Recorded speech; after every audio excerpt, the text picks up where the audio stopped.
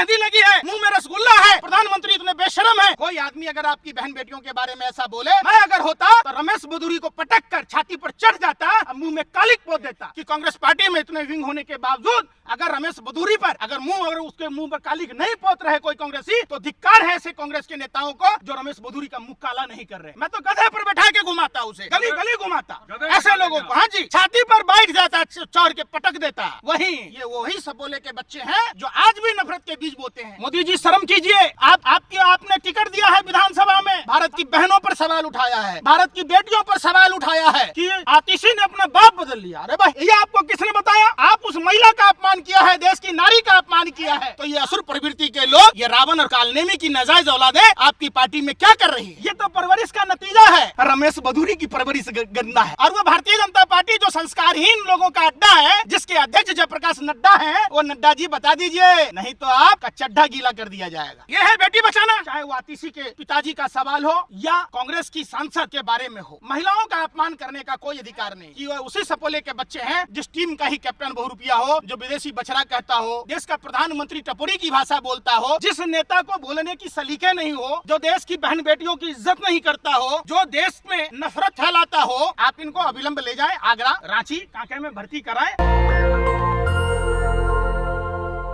ये बात मत भूलिए कि आजादी के बाद भी आपके पुरखे जो गद्दारी करते थे, उनको हमने देश में रहने दिया। ये शुक्र है कि हमारे पूर्वजों ने देश के गद्दारों को भी रहने दिया कि चलो कोई बात नहीं, ये प्रायश्चित कर लेगा। लेकिन नहीं, ये वही सपोले के बच्चे हैं जो आज भी नफरत के बीज बोते हैं। क्या बोलता अनुराग ठाकुर? लाखों की गाड़ियों से, बाइक से हीरोपंथी कर रहा होता है, उसके बच्चे विदेश में पढ़ते हैं, और आप कहते हैं गोली मारो। मनोज तिवारी कैसा गाना गाता है? भीतर से डाली, बाहर से डाली, लंगा उठा दे रिमोट से। 5 रुपए के अंडा के लिए छिछा लेदर करने वाला वो भारतीय जनता पार्टी उतने ही संस्कारहीन लोगों को सम्मानित करती है। भूल गए? मोदी जी शर्म कीजिए, आपने टिकट दिया है विधानसभा में, भारतीय जनता पार्टी को अविलंब उससे हटा देना चाहिए, पार्टी से उसको टिकट नहीं देना चाहिए। आपने दिल्ली के मुख्यमंत्री आतिशी जी के पिता पर सवाल नहीं उठाया, जो 80 वर्ष के बुजुर्ग हैं।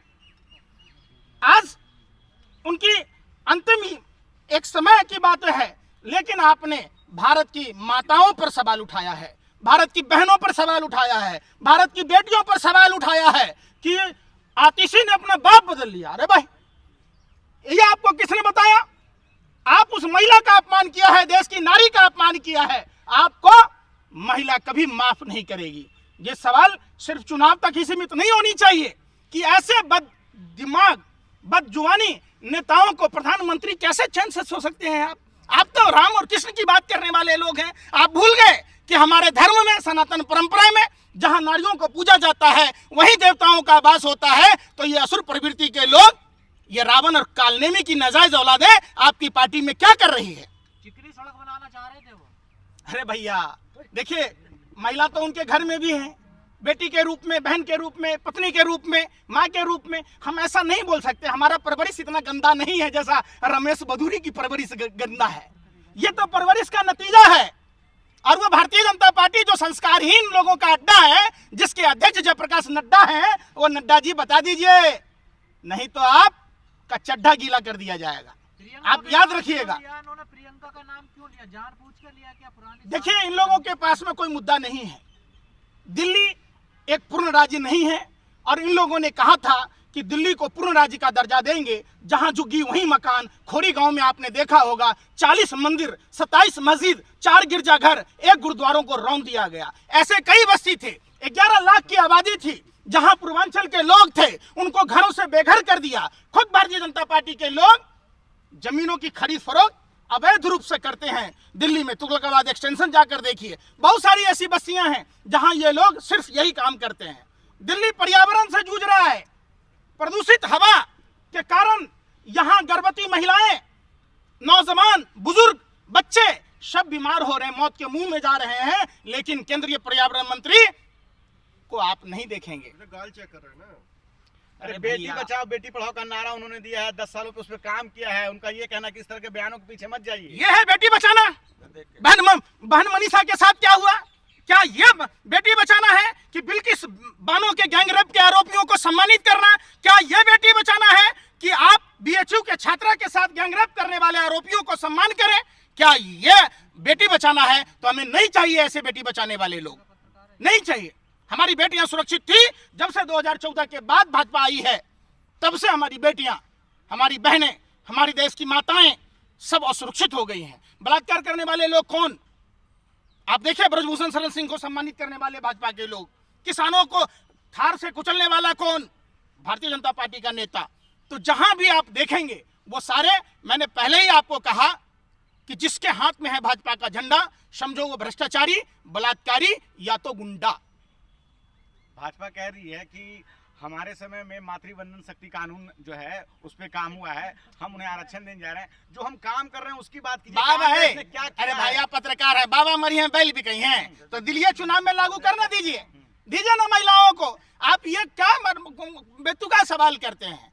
कब घोषणा किया? घोषणा तो यो कहले था, भाइयों बहनों मित्रों रुपया के डॉलर के बरोबर कर देंगे, कर दिया।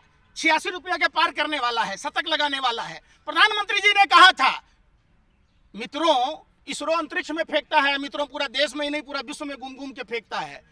2022 में किसानों की आय दुगुनी करनी थी, हो गई। आज भी हमारे देश के किसानों को देश के अंदर नहीं आने दिया जा रहा है। जो धरती के भगवान, देश के पालनहार अन्नदाता किसान भाई, आज डडेवाल जी को अनशन पर बैठे हुए 47 दिन हो गए। प्रधानमंत्री के मुंह में मेहंदी लगी है, मुंह में रसगुल्ला है। प्रधानमंत्री इतने बेशरम है, घरियालू से बढ़ाए थे, 2 मिनट का काम है, मैल मिटा रहे थे मन का। और आपसे इतना नहीं हो रहा है कि पहले की सरकारें थी, बोट क्लब तक देश के अन्नदाता किसान भाई आंदोलन करते थे, रामलीला मैदान में बैठते थे।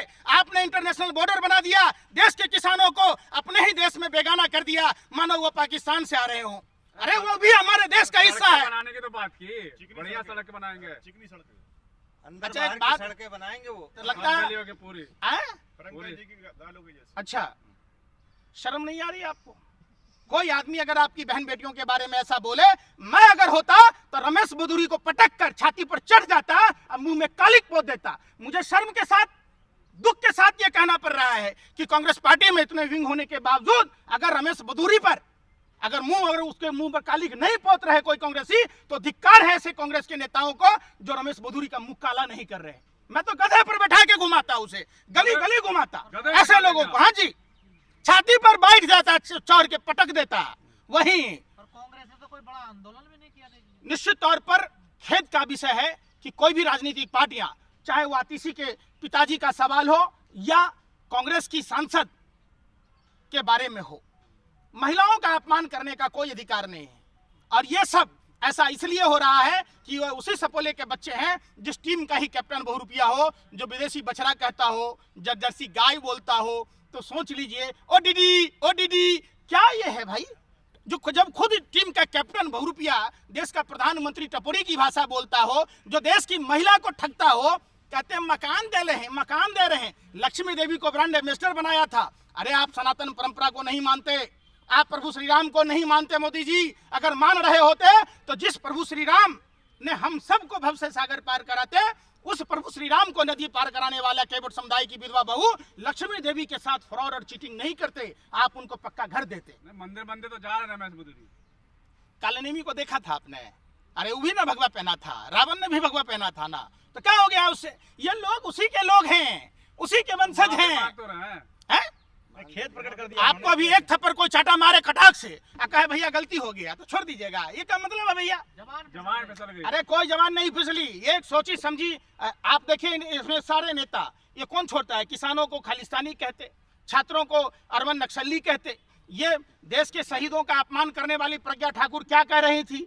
तो ये सारे, मैं क्या बोला, संस्कारहीन लोगों का अड्डा, जिसके अध्यक्ष हैं जयप्रकाश नड्डा। इनका इलाज क्या है ऐसे लोगों का? ऐसे लोगों का इलाज एक ही है, पागल खाने में भर्ती कराना। आप इनको अविलंब ले जाएं आगरा, रांची, कांके में भर्ती कराएं। ये मानसिक दिवालियापन के शिकार हैं और ये इतने हताश और निराश हो चुके हैं कि इनको अनर्गल बयान देना पड़ता है। मुख्यमंत्री चेहरा बना दीजिए। किसको? बीजेपी की तरफ से विदोड़ी जी भैया पूरा देश का तो सत्यानाश करवा ही दिए आप मीडिया के लोग, क्यों दिल्ली का सत्यानाश करा रहे हो? हैं? बंदर के हाथ में नारियल का फल दोगे तो क्या करेगा बंदर? या तो अपना सर कौन है बंदर, कौन है? ये भाजपा के लोग। कोई डर लग रहा है क्या मुझे कहने में कि आप पूछ रहे हैं कौन है? आप नहीं जानते क्या बंदर कौन है? जिस नेता को बोलने की सलीके नहीं हो, जो देश की बहन बेटियों की इज्जत नहीं करता हो, जो देश में नफरत फैलाता हो, जो अपने ही देश के नागरिकों को अपने घर में बुलाकर पीटता हो, मारता हो, वैसे उपद्रवी, वैसे गुंडा, वैसे मवाली, वैसे लुच्चे टुच्चे को, अरे भैया कौन डरता है भैया? हम खुदीराम बोस के वंशज हैं, सुभाष चंद्र बोस के वंशज हैं, हम जयप्रकाश नारायण के वंशज हैं। कौन डरता है एफआईआर से? अगर एफआईआर से डरा होता तो आज देश आजाद होता क्या? अरे कोई सावरकर का डीएनए है क्या हमारे में? तो संसद में भी मूल्य रमेश बुद्धूड़ी से लग तो ये तो हम अगर दानिश अली की जगह होते तो हम तो जूता खोल के मारते रमेश बुद्धूड़ी को वही संसद में। ये तो रमेश, उसका दानिश अली की कमजोरी थी, उसने जवाब क्यों नहीं दिया? क्यों अपने साथ साथ पूरे कौम को गाली सुनवाया? अगर मैं होता तो मैं छोड़ देता क्या? वही पटक के रमेश बुद्धूड़ी को जुतियाता, वही लतियाता। कैसी बात कह रहे हैं आप? तो बीजेपी तो प्रमोशन कर देती है ऐसे नेताओं का। देखिए बीजेपी, मैंने क्या कहा, जो बीजेपी में पैमाना ही सम्मान का वही है। आपको पद और प्रतिष्ठा तभी मिलेगा जब आप देश में नफरत की भाषा बोलेंगे, हत्या बलात्कार जैसे संगीन मामलों में रहेंगे। जब आप जितना बड़ा भ्रष्टाचारी, भाजपा में उतना बड़ा सम्मान मिलता है। देखिए अजीत पवार को चक्की पिसिंग उनको क्या बनाया? Deputy CM. अशोक चौहान को क्या बनाया? तो ये चीज आप जान लीजिए कि जिसके हाथ में है भाजपा का झंडा, समझो वो भ्रष्टाचारी, बलात्कारी या तो गुंडा। नेशनल दस्तक की आपसे गुजारिश है कि अगर इसको बचाना चाहते हैं तो नेशनल दस्तक को सब्सक्राइब करने के लिए रेड कलर के सब्सक्राइब बटन को दबाएं, फिर बेल आइकन की घंटी दबाएं। नेशनल दस्तक को बचाने के लिए बहुत जरूरी है कि हर खबर को शेयर करें, लाइक करें, कमेंट जरूर करें।